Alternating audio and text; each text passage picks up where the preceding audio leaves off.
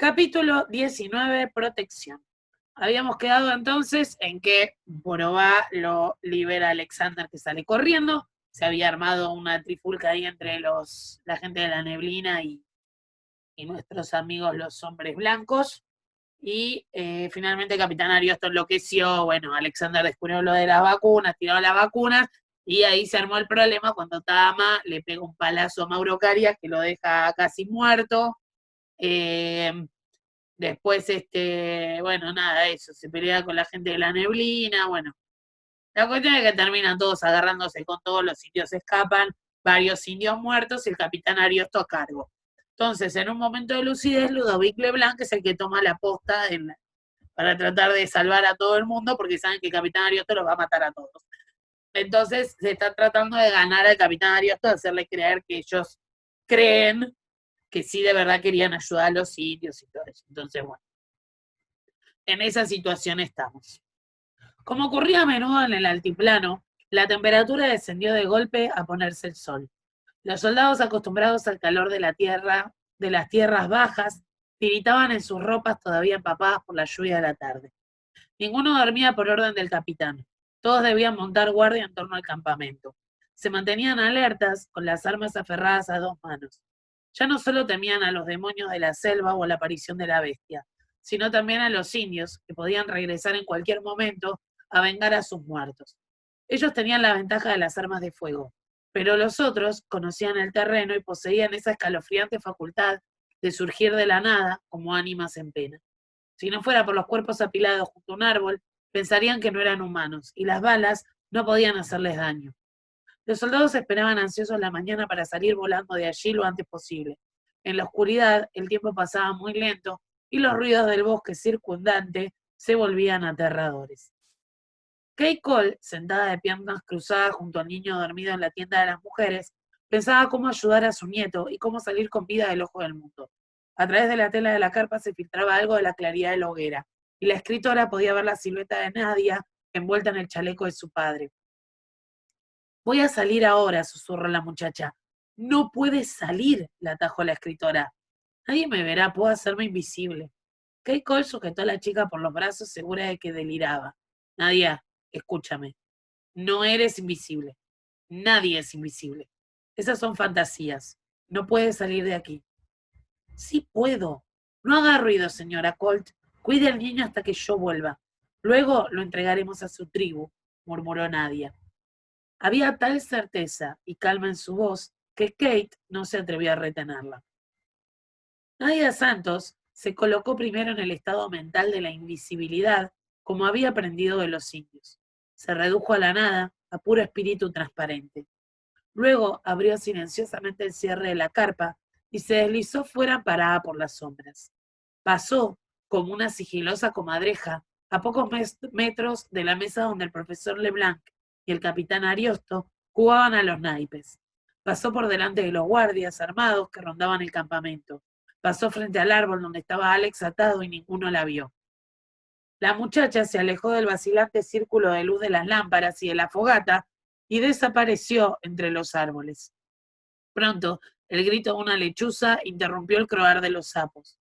Alex, como los soldados, tiritaba de frío. Tenía las piernas dormidas y las manos hinchadas por las ligaduras apretadas de las muñecas. Ah, no, todavía no la habían liberado.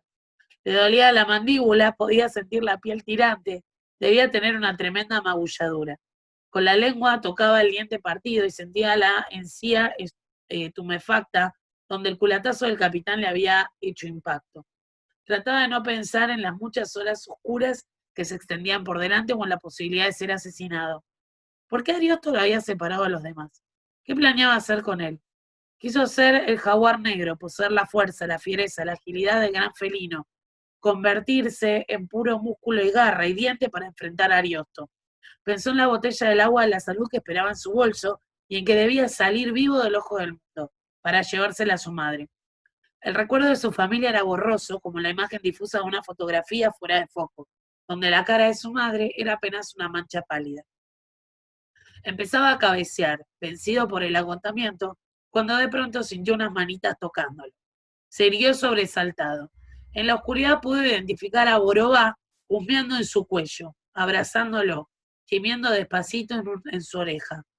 Borobá, Borobá, murmuró el joven, tan conmovido que se le llenaron los ojos de lágrimas. Era solo un mono del tamaño de una ardilla, pero su presencia despertó en él una oleada de esperanza. Se dejó acariciar por el animal profundamente reconfortado. Entonces se dio cuenta de que a su lado había otra presencia, una presencia invisible y silenciosa, disimulada en las sombras del árbol. Primero creyó que era Nadia, pero enseguida se dio cuenta de que se trataba de Walimai. El pequeño anciano estaba agachado a su lado. Podía percibir su olor a humo, pero por mucho que ajustaba la vista, no lo veía. El chamán le puso una de sus manos sobre el pecho, como si buscara el latido de su corazón. El peso y el calor de esa mano amiga transmitieron valor al muchacho. Se sintió más tranquilo, dejó de temblar y pudo pensar con claridad. La navaja. La navaja, murmuró. Oyó el clic del metal al abrirse y pronto el filo del cortaplumas se deslizaba sobre sus ligaduras. No se movió. Estaba oscuro y Walimai no había usado nunca un cuchillo.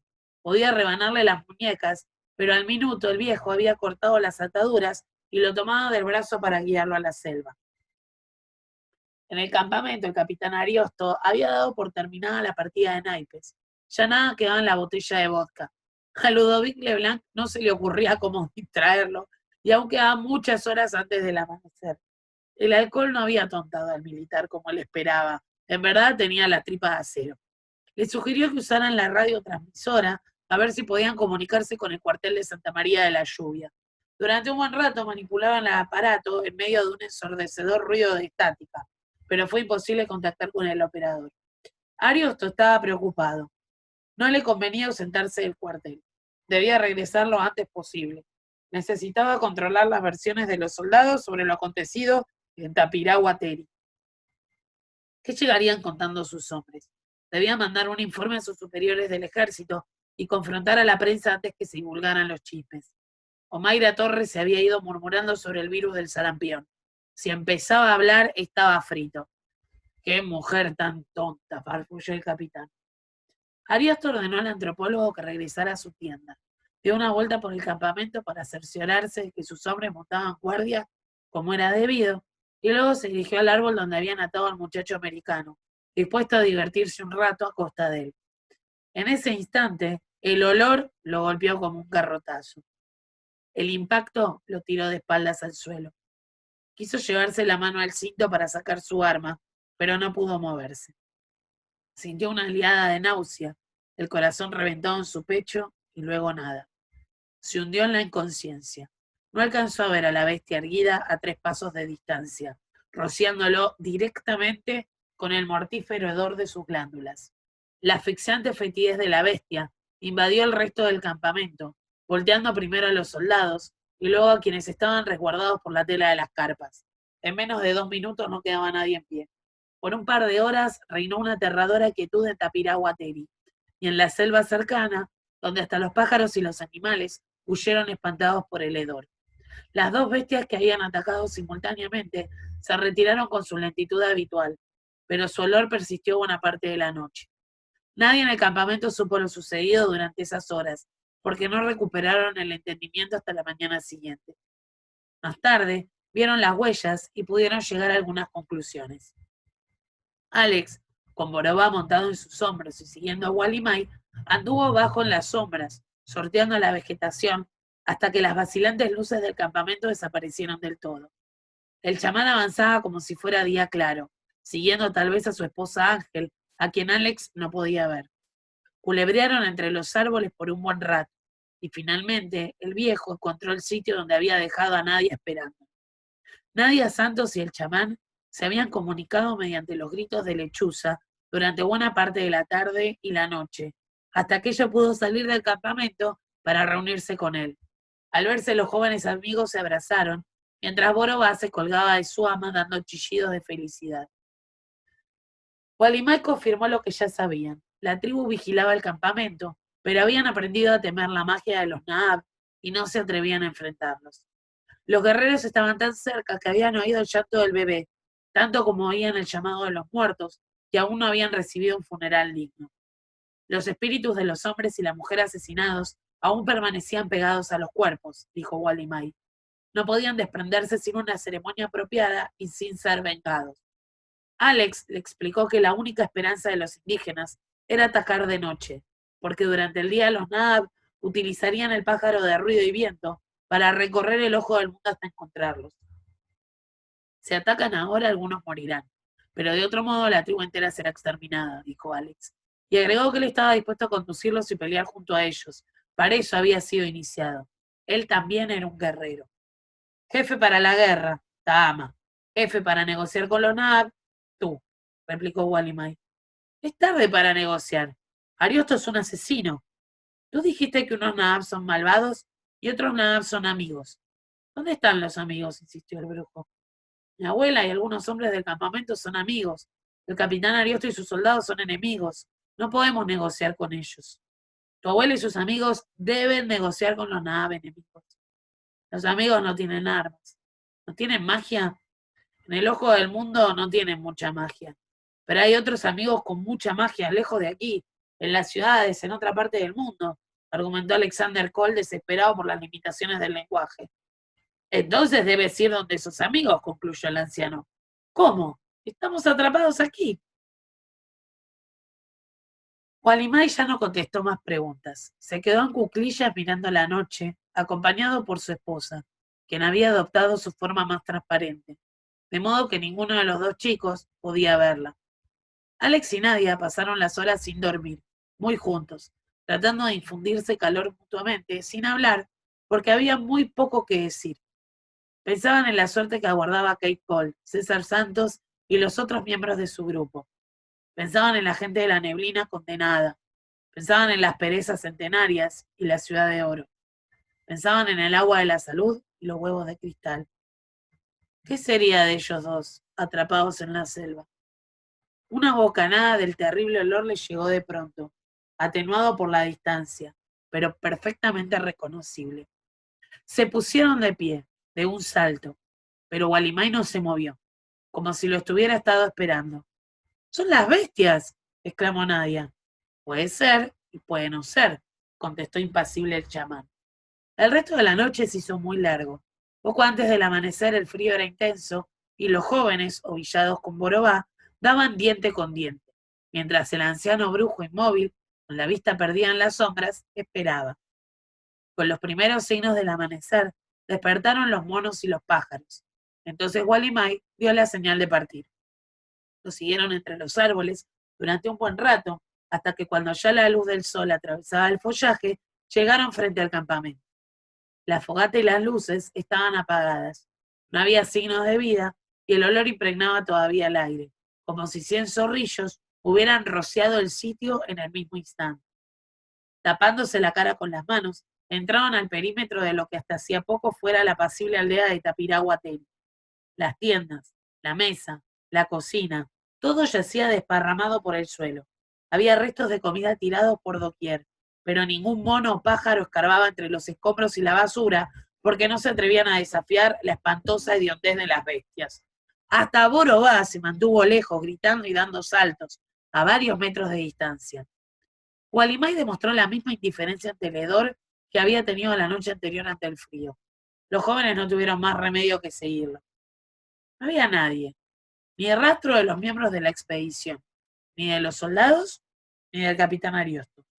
Tampoco de los cuerpos de los indios asesinados. Las armas, el equipaje y hasta la cámara de Timothy Bruce estaban allí. También vieron una gran mancha de sangre que oscurecía la tierra cerca del árbol donde Alex había sido atado. Después de una breve inspección que pareció dejarlo muy satisfecho, el viejo Walimai inició la retirada. Los dos muchachos partieron detrás sin hacer preguntas, tan mareados por el olor que apenas podían tenerse en pie. A medida que se alejaban y llenaban los pulmones con el aire fresco de la mañana, iban recuperando el ánimo, pero les latían las sienes y tenían náuseas. Borobá se les reunió a poco andar y el pequeño grupo se internó selva adentro. Varios días antes, al ver los pájaros de ruido y viento rondando por el cielo, los habitantes de Tapiraguateri habían escapado de su aldea, abandonando sus escasas posesiones y sus animales domésticos, que entorpecían su capacidad para ocultarse. Se movilizaron encubiertos por la vegetación hasta un lugar seguro, y allí armaron sus moradas provisorias en las copas de los árboles. Las partidas de soldados enviadas por Ariosto pasaron muy cerca sin verlos. En cambio, todos los movimientos de los forasteros fueron observados por los guerreros de Tahama, disimulados en la naturaleza. Isham y Tahama discutieron largamente sobre los Nahab y la conveniencia de acercarse a ellos, como habían aconsejado Jaguar y Águila. Isham opinaba que su pueblo no podía esconderse para siempre en los árboles como los monos. Habían llegado los tiempos de visitar a los Nahab y recibir sus regalos y sus vacunas. Era inevitable. Tahama consideraba que era mejor morir peleando. Pero Iyomi era el jefe de los jefes, y finalmente su criterio prevaleció. Ella decidió ser la primera en acercarse. Por eso llegó sola al campamento, adornada con el soberbio sombrero de plumas amarillas, para demostrar a los forasteros quién era la autoridad. La presencia entre los forasteros de Jaguar y Águila, quienes habían regresado a la montaña sagrada, la tranquilizó. Eran amigos y podían traducir. Así esos pobres seres, vestidos de trapos hediondos, no se sentirían perdidos ante ella. Fíjense, acá hay algo muy particular que hasta ahora no había pasado en la narración, y es que va mezclando los tiempos, ¿sí? O sea, nos va contando desde distintos puntos de vista cosas que van pasando. Nos cuenta que Alexander se escapa y lo que pasa con Alexander y Nadia, pero al mismo tiempo las bestias estaban atacando ¿sí? El campamento, pero ellos no se enteraron. Entonces nos cuentan los dos hechos. Y ahora nos cuenta desde el punto de vista de los indios lo que sucedió en el capítulo anterior. Fíjense cómo el narrador, que es en tercera persona, no es en primera, sin embargo usa el pensamiento de Iyomi. O sea, dice, por ejemplo, eran amigos, ¿sí? Hablando de Jaguar y de Águila. Y decía, esos pobres seres vestidos de trapos hediondos, ¿sí? O sea, esos pobres seres vestidos con ropa, esos son los blancos, ¿sí? Antes nos lo había contado desde el punto de vista de blancos. Ahora el narrador cambia y nos cuenta desde el punto de vista, ¿sí? De los indios. Y Yomi cree que con su corona estos hombres se iban a sentir cohibidos ante la presencia de la jefa de la tribu. Pobre, ¿no? Se imagina que los blancos nada, le pegan un tiro y la bajan, o sea, no es muy complicado. Los Nabla recibieron bien, sin duda estaban impresionados por su porte majestuoso y el número de sus arrugas. Está con la mentalidad aborigen. Prueba de lo mucho que había vivido y de los conocimientos adquiridos. A pesar de la comida que le ofrecieron, la anciana se vio obligada a exigirles que se fueran del ojo del mundo, porque allí estaban molestando. Esa era su última palabra. No estaba dispuesta a negociar. Se retiró majestuosamente con su escudilla de carne con maíz, segura de haber atemorizado a los Nahab con el peso de su inmensa dignidad. Y yo estaba convencida que los Nahab le tenían miedo a la gente de la neblina. En vista del éxito de la visita de Iyomi, el resto de la tribu se armó de valor y siguió su ejemplo. Así regresaron al sitio donde estaba su aldea. Ahora pisoteada por los forasteros, quienes evidentemente no conocían la regla más elemental de prudencia y cortesía. O sea, encima están enojados con los blancos porque dice que no tienen normas de cortesía. O sea, fíjense cómo están narrando exactamente desde el punto de vista de la aborigen. Igual cuando después haga el video de explicación lo vuelvo a decir, pero ahora para que aprovechar, ¿no? ¿Dónde me quedé? Me perdí, esperen. Así regresaba al sitio donde estaba su aldea, eso ya lo leí, ¿no? No. No. Bueno, me perdí. En lo del peso de su inmensa dignidad. Ajá. No lo encuentro. No sé si está un yabono sin ser invitado.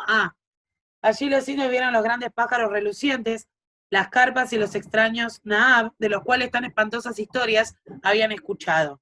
Encima le tienen miedo a los Nahab.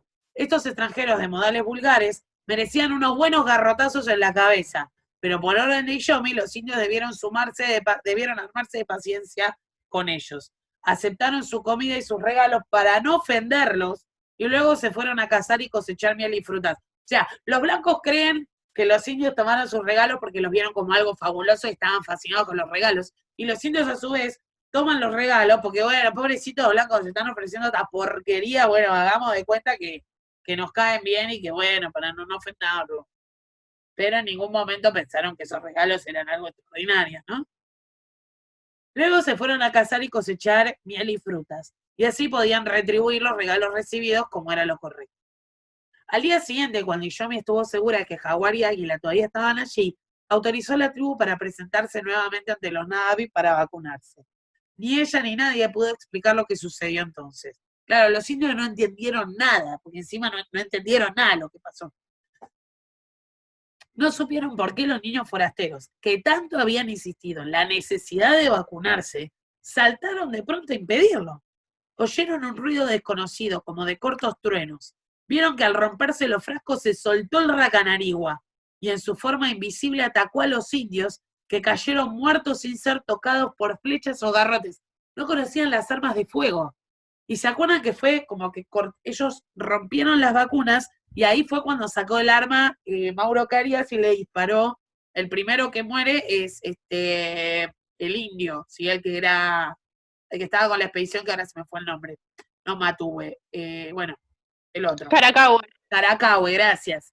Caracahue. Entonces, ¿ellos qué interpretaron los indios? Interpretaron que cuando se rompieron los frascos, salió el racanarigua y empezaron a morir los soldados, pero en realidad los soldados, o sea, los indios morían por las armas, ¿sí? Lo que pasa es que ellos no sabían lo que era un arma de fuego. En la violencia de la batalla, los demás escaparon como pudieron, desconcertados y confusos. Ya no sabían quiénes eran sus amigos y quiénes sus enemigos. Por fin Gualimán llegó a darles algunas explicaciones. Dijo que los niños Águila y Jaguar, esperen que me apareció la notificación de 10 minutos, Águila y Jaguar eran amigos y debían ser ayudados, pero todos los demás podían ser enemigos. Dijo que el racanarigua andaba suelto y podía tomar cualquier forma. Se requería conjuros muy potentes para mandarlo de vuelta al reino de los espíritus. Dijo que necesitaban recurrir a los dioses. Entonces, las dos grandes perezas, que aún no habían regresado al Tepuy sagrado y deambulaban por el ojo del mundo, fueron llamadas y conducidas durante la noche a la aldea en ruinas. Jamás se hubieran acercado a la morada de los indios por su propia iniciativa. No lo habían hecho en miles y miles de años.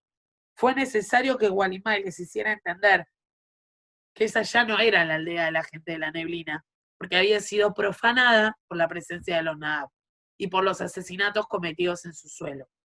La piragua Teri tendría que ser reconstruida en otro lugar del ojo del mundo, lejos de allí, donde las almas de los humanos y los espíritus de los antepasados se sintieran a gusto, donde la maldad no contaminara la tierra noble.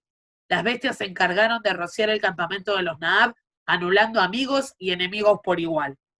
Los guerreros de Tagama decidieron esperar muchas horas antes de que el olor se esfumara lo suficiente para poder acercarse. Recogieron primero los cuerpos de los indios y se los llevaron para prepararlos para un funeral apropiado. Después volvieron a buscar a los demás y se los llevaron a las rastras, incluso el cadáver del capitán Ariosto, destrozado por las garras formidables de uno de los dioses. Los Na'vi fueron despertando uno a uno. Se encontraron en un claro de la selva, tirados por el suelo, y tan atontados que no recordaban ni sus propios nombres. Mucho menos recordaban cómo habían llegado hasta allí. Kate Cole fue la primera en reaccionar. No tenía idea de dónde se encontraban ni qué había sucedido con el campamento, el helicóptero, el capitán y sobre todo con su nieto. Se acordó del bebé y lo buscó por los alrededores, pero no pudo hallarlo. Sacudió a los demás, que fueron despertándose de a poco. A todos les dolía horriblemente la cabeza y las articulaciones. Vomitaban, tosían y lloraban. Se sentían como si hubiesen sido apaleados, pero ninguno presentaba huellas de violencia. El último en abrir los ojos fue el profesor Leblanc, a quien la experiencia había afectado tanto que no pudo ponerse de pie. Kate Cole pensó que una taza de café y un trago de vodka les vendría bien a todos, pero nada tenían para echarse a la boca. El hedor de las bestias le impregnaba todavía la ropa, los cabellos y la piel. Debieron arrastrarse hacia un arroyo cercano y zambullirse largo rato en el agua. Los 5 soldados estaban perdidos sin sus armas, y su capitán, de modo que, cuando César Santos asumió el mando, le obedecieron sin chistar. Timothy Bruce, bastante molesto por haber estado tan cerca de la bestia y no haberla fotografiado, quería regresar al campamento para buscar sus cámaras, pero no sabía en qué dirección echar a andar y nadie parecía dispuesto a acompañarlo. El flemático inglés había acompañado a Kate Cole en guerras, cataclismos y muchas aventuras. Rara vez perdía su aire de tedio.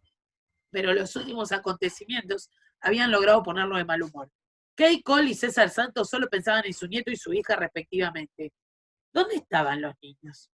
El guía revisó el terreno con gran atención y encontró ramas quebradas, plumas, semillas y otras señales de la gente de la neblina. Concluyó que los indios los habían llevado hasta ese lugar, salvándoles así la vida, porque de otro modo hubieran muerto asfixiados o destrozados por la bestia. De ser así, no podía explicar por qué los indios no habían aprovechado para matarlos, vengando así a sus muertos. Si hubiera estado en condiciones de pensar, el profesor Leblanc se habría visto obligado a revisar una vez más su teoría sobre la ferocidad de las tribus. Pero el pobre antropólogo gemía de bruces en el suelo, medio muerto de náuseas y jaqueca. Leblanc volvió a ser el Leblanc que todos conocemos. Todos estaban seguros de que la gente de la neblina volvería, y eso fue exactamente lo que ocurrió. De pronto la tribu completa surgió de la espesura. Su increíble capacidad para moverse en absoluto silencio y materializarse en cuestión de segundos sirvió para que rodearan a los forasteros antes de que estos alcanzaran a darse cuenta. Los soldados, responsables de la muerte de los indios, temblaban como criaturas. Tahama se acercó y les clavó la vista, pero no los tocó. Tal vez pensó que esos gusanos no merecían unos buenos garrotazos de un guerrero tan noble como él. Y yo me dio un paso enfrente y lanzó un largo discurso en su lengua que nadie comprendió. Luego, cogió a Kay Cole por la camisa y empezó a gritar a 2 centímetros de su cara. A la escritora lo único que se le ocurrió fue tomar a la anciana del sombrero de plumas amarillas por los hombros y gritarle a su vez en inglés. Así estuvieron las dos abuelas un buen rato lanzándose improperios incomprensibles hasta que Yomi se cansó, dio media vuelta y fue a sentarse bajo un árbol. Los demás indios se sentaron también, hablando entre ellos, comiendo frutas, nueces y hongos que encontraban entre las raíces. Y pasaban de mano en mano mientras Tahama y varios de sus guerreros permanecían vigilantes, pero sin agredir a nadie. Kay Cole distinguió al bebé que ella había cuidado en brazos de una muchacha joven y se alegró de que la criatura hubiera sobrevivido al fatal hedor de la bestia y estuviera de vuelta en el seno de los suyos. A media tarde aparecieron Gualimán y los dos muchachos. Kay Cole y César Santos corrieron a su encuentro abrazándolos aliviados porque temían que no iban a verlos nunca más. Con la presencia de Nadia, la comunicación se hizo más fácil. Ella pudo traducir y así se aclararon algunos puntos. Los forasteros se enteraron de que los indios todavía no relacionaban la muerte de sus compañeros con las armas de fuego de los soldados, porque jamás las habían visto. Lo único que deseaban era reconstruir su aldea en otro sitio, comer las cenizas de sus muertos y recuperar la paz que habían gozado siempre. Querían volver al Racanarigu a su lugar entre los demonios y echar a los Naab del ojo del mundo. El profesor Leblanc, algo más recuperado pero todavía aturdido por el malestar, tomó la palabra. Había perdido el sombrero australiano con plumitas y estaba inmundo y fétido como todos ellos, con la ropa impregnada por el olor de la bestia. Nadie tradujo acomodando las frases para que los indios no creyeran que todos los Naab eran tan arrogantes como este hombrecito. Pueden estar tranquilos. Prometo que me encargaré personalmente de proteger a la gente de la neblina. El mundo escucha cuando Ludovic Leblanc habla, aseguró el profesor.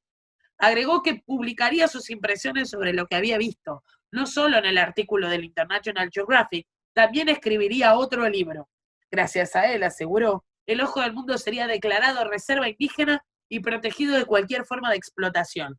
Ya verían quién era Ludovic Leblanc. La gente de la neblina no entendió palabra de esta perorata, pero nadie resumió diciendo que ese era un Naab amigo. Kay Cole añadió que ella y Timothy Bruce ayudarían a Leblanc en sus propósitos, con lo cual también fueron incorporados a la categoría de Naab. Finalmente, después de eternas negociaciones para ver quiénes eran amigos y quiénes eran enemigos, los indígenas aceptaron conducirlos a todos al día siguiente de vuelta al helicóptero. Para entonces esperaban que el hedor de las bestias en Tapirahuateri se hubiese amortiguado.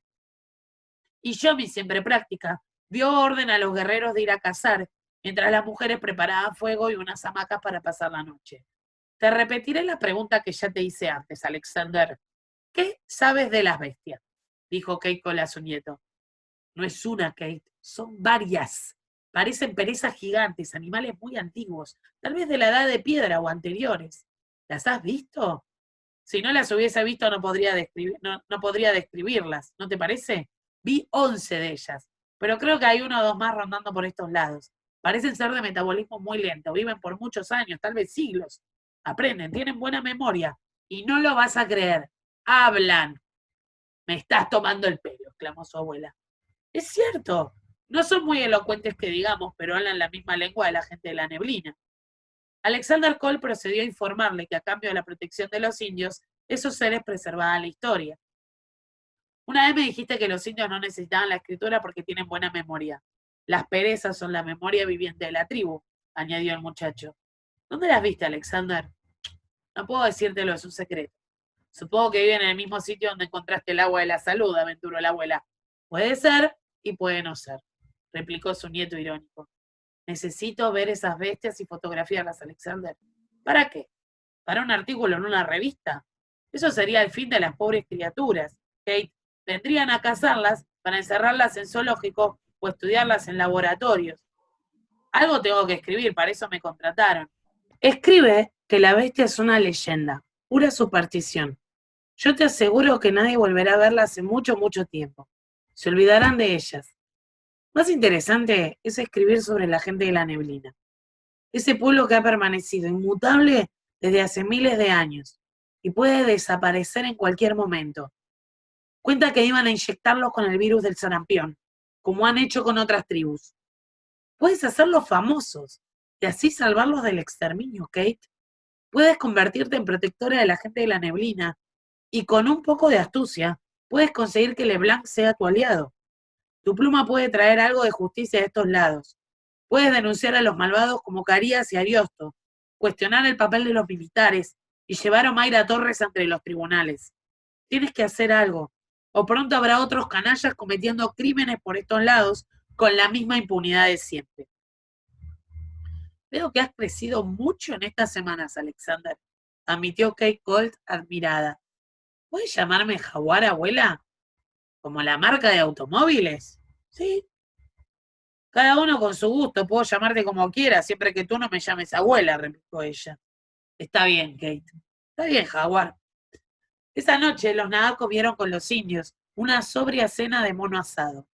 Desde la llegada de los pájaros de ruido y viento a Tapiraguateri, la tribu había perdido su huerto, sus plátanos y su mandioca. Y como no podían encender fuego para no atraer a sus enemigos, llevaban varios días con hambre.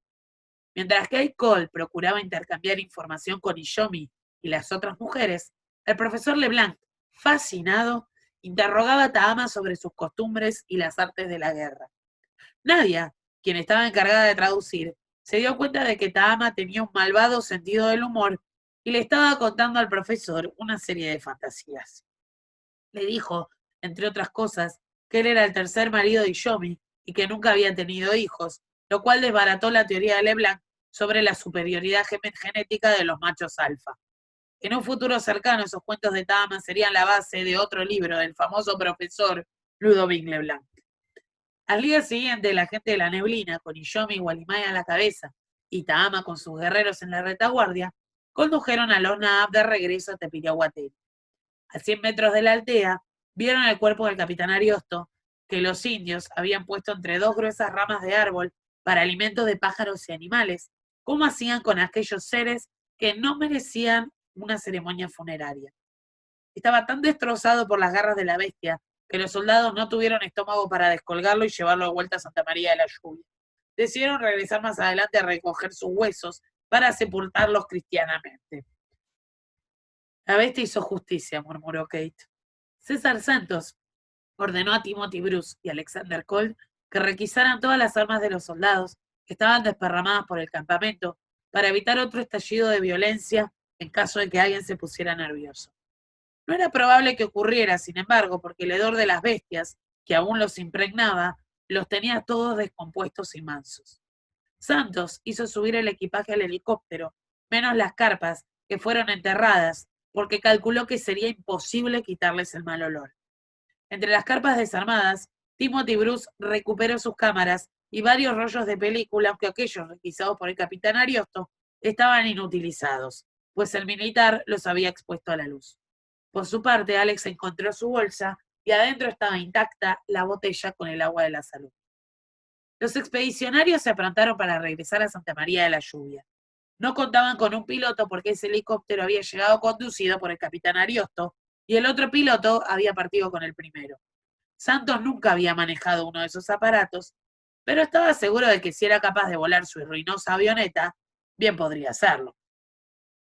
Había llegado el momento de despedirse de la gente de la neblina. Lo hicieron intercambiando regalos, como era la costumbre entre los indios. Unos se desprendieron de cinturones, machetes, cuchillos y utensilios de cocina.